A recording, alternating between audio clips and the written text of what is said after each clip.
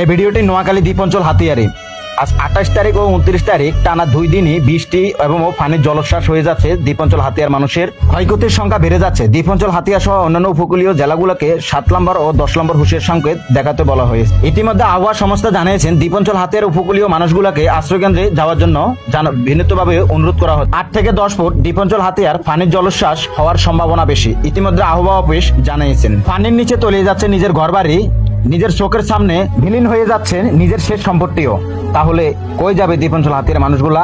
অতি দ্রুত এই ভিডিওটা আপনারা সবার কাছে পৌঁছে দেন। আপনাদের যদি আত্মীয় স্বজন এবং আপনারা যদি এই বন্যা কবলিত হয়ে থাকেন তাহলে ভিডিওটা সবার কাছে শেয়ার করে দেন। আর অতি দ্রুত আপনারা আশ্রয়কেন্দ্রে যাওয়ার জন্য সবাইকে বিনীতভাবে অনুরোধ করা হয়। পানির জলোচ্ছ্বাস ধীরে ধীরে বাড়তেছে এবং বাতাস ঘুরি ঘুরি বৃষ্টি হতেছে। দ্বীপ অঞ্চল হাতিয়ায় নদী উপকূলীয় মানুষগুলাকে আশ্রয়কেন্দ্রে যাওয়ার জন্য ইতিমধ্যে আবহাওয়া অফিস আজকে রাতের ভিতরে জানিয়েছেন। তো অবশ্যই সবাই রাতের ভিতরে আশ্রয়কেন্দ্রে চলে যাবেন। আপনাদের নিকটস্থীয় যদি কোনো পার্শ্ববর্তীতে কোনো আশ্রয়কেন্দ্র থেকে থাকে তাহলে অবশ্যই সবাই আশ্রয়কেন্দ্রে চলে যাবেন। আর এই ভিডিওটি অবশ্যই আপনারা বেশি বেশি করে শেয়ার করবেন। আপনাদের আত্মীয় স্বজন যারা আছে তাদের কাছে এই ভিডিওটি পৌঁছে দিবেন। এই ভিডিওটি তাদের জন্য একটি সচেতনমূলক ভিডিও হতে পারে।